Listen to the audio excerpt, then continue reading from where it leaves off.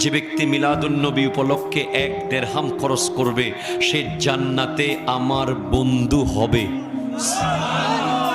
এখন এটা যখন আপনি বলছেন, একদল বলবে জাল হাদিস, বলছে না, তাদের উত্তর দিবেন এই যে কিতাবে হাদিসগুলো আসছে, সিদ্দিক আকবর বলছেন রাদিয়াল্লাহু তাআলা 1 টাকা দিলে জান্নাতে আমার বন্ধু। ফারুকে আজম বলছেন কেউ 1 টাকা দিতে না পারুক, মান আজ্জামা, যে সম্মান করলো মিলাদুন নবীকে, অর্থাৎ নিজে এসে বসলো,